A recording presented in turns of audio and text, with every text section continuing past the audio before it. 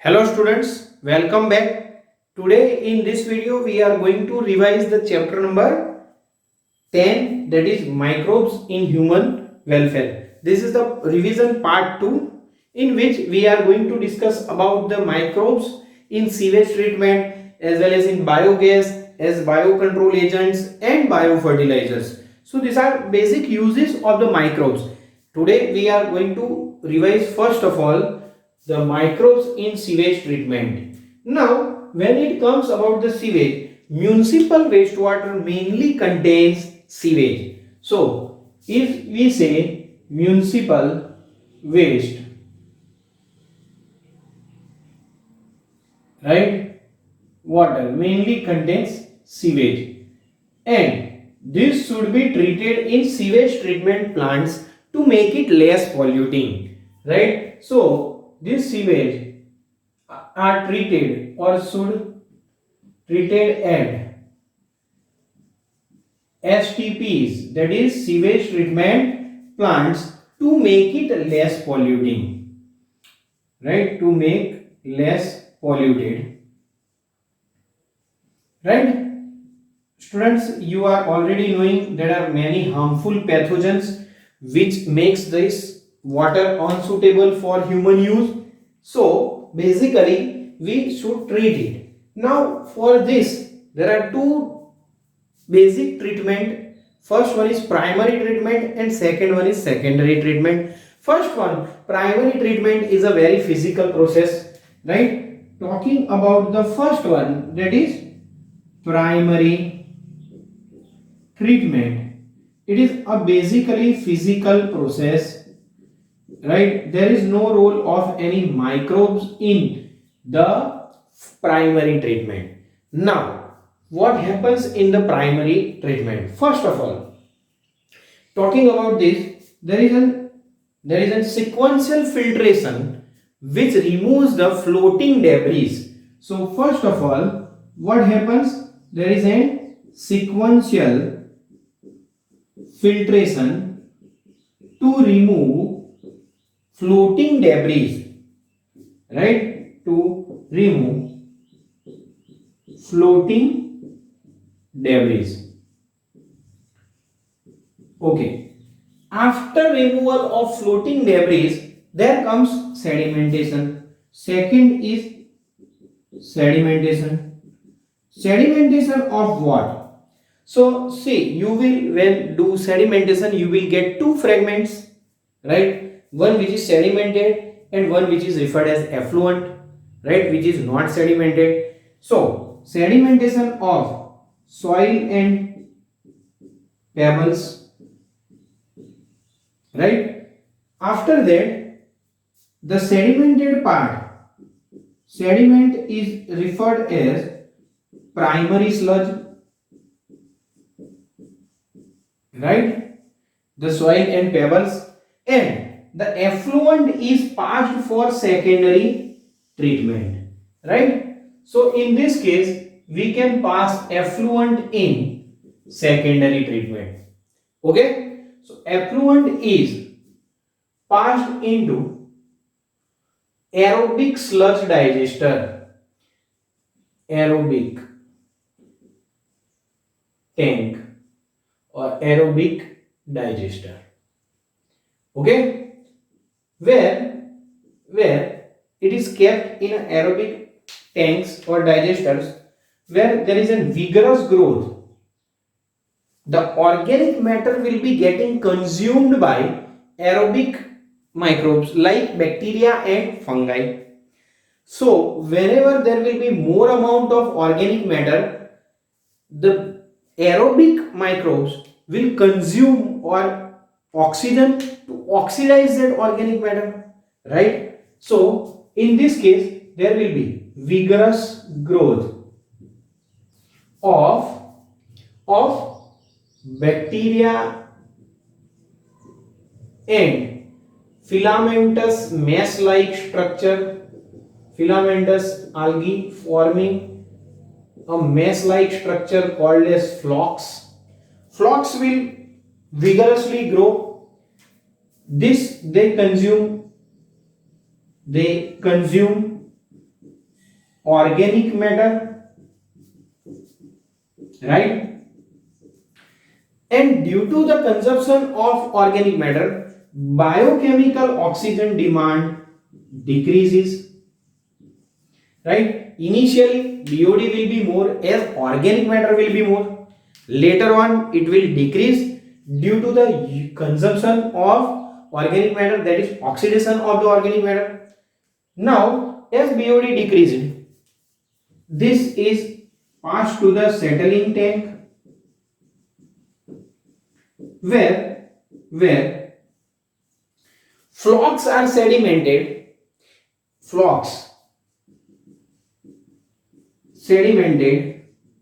and this can be used as activated sludge. These are used as inoculum because they are called as activated sludge, which is used for next treatment of the sewage. Now the last one is further the effluent is passed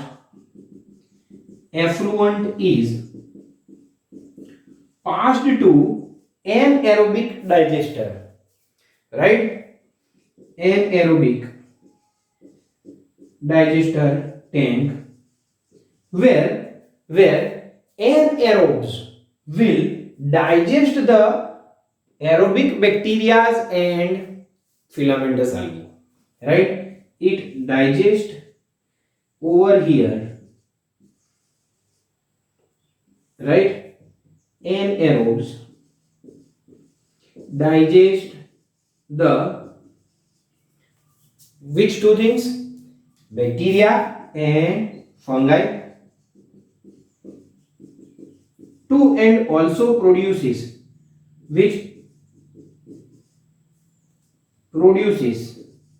gases like CH4, H2S and CO2. After this treatment, there is treatment of chlorine, then it is released into the water. Now we will discuss about the biogas production. Thank you. Now we will discuss about the microbes in biogas production. So the question arises, what is biogas? It is a biogas means it is a mixture of gases, mainly the composition is CH4, mainly methane gas. Now the microbes which are producing the methane gas are referred as methanogens. Methanogens are the bacteria which are kept in a group called as archaebacteria. These methanogens are producing methane gas and they grow anaerobically on the cellulosic material, right? They grow anaerobically on cellulosic material. Now students, you are familiar with this. Cellulosic material will be found either on anaerobic sludge or it will be also found high amount in cow dung, right? So cattle dung is rich in methanogens. Reason is methanogens live in the rumen of cattle. That is the first part of stomach. Methanogens are generally found in rumen of cattle. Okay? So this methanogens are rich in also cow dung. So cow dung can be used for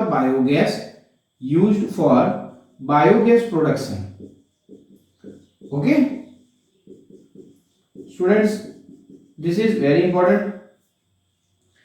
Now talking about this, that how it is produced, what is the structure of the biogas. So there is an inlet kept for putting the slurry of cow dung as well as water. Slurry and water inlet is found, and there is a 10 to 15 feet deep tank, concrete tank is made, which is 10 to 15 feet, right? So this is a tank. There is inlet of the slurry. So now whenever there is a slurry, a floating cover is kept. This floating cover is kept on the slurry. As the methanogens will produce the methane gas, this floating cover rises up, and there is an outlet for the gas kept, right? This gas is generally used for cooking and lighting. This is used for cooking and lighting. Now major other advantage for this is the residual part is removed, right? This residual part is also removed, and that can be used as organic manure, right? So there is an outlet for the residual part. So this is the basic structure where you can use this as organic manure. So there will be less requirement of synthetic fertilizer. Okay students, now Khadi and Village Commission, right, is also helping to produce the biogas, right? Okay, KVIC, Khadi and Village Industrial Commission, and Indian Agricultural Research Institute IARI is also helping to produce the bio, right, as bio control agents. So in that case we can say that we are going to have benefit if the microbes are going to control the pathogens. Then we don't need to sprinkle the insecticides as well as pesticides, right? So microbes as biocontrol agents, right? Now talking about this, first one is Bacillus thuringiensis. Bacillus thuringiensis. The sachet of this is available, is mixed with the water and sprinkled on the plants like brassica. This can control the butterfly caterpillar, right? So it can control the butterfly caterpillar so that it cannot harm the crop, right? So this is very effective way. Even genes of this Bacillus thuringiensis bacteria has been already incorporated into the plant, and that is called as Bt cotton, right? The plant, for example, it is referred as Bt cotton. So this is the one example. Next one is another called as Trichoderma. This forms association with the root, right? This fungus is forming the association with the root, and this prevents it from pathogen, right? It is preventing from the attack of the pathogen. So this is also a very important one. Third one is baculovirus. Baculovirus belongs to polynucleohydrovirus, right? So this is baculovirus is able to kill arthropods and other insects, right? So this is very helpful in controlling the arthropoda and insects, right? So these are the types of microbes which are helpful in controlling the pest, right? So this is one thing. Next one is microbes as biofertilizer. Microbes as biofertilizer.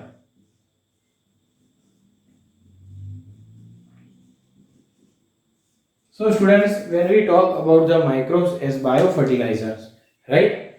In this case, the nutrients are added by such microorganism so that the crop yield increases. So this is also going to be a remarkably beneficial, and the use of synthetic fertilizers will be reduced, right? So first of all, the first ones are cyanobacteria that fix the atmospheric nitrogens, right? This fix atmospheric nitrogen, right? Then talking about the rhizobium bacteria, which is associated with the leguminous plants, right? Rhizobium bacteria are associated with leguminous plants.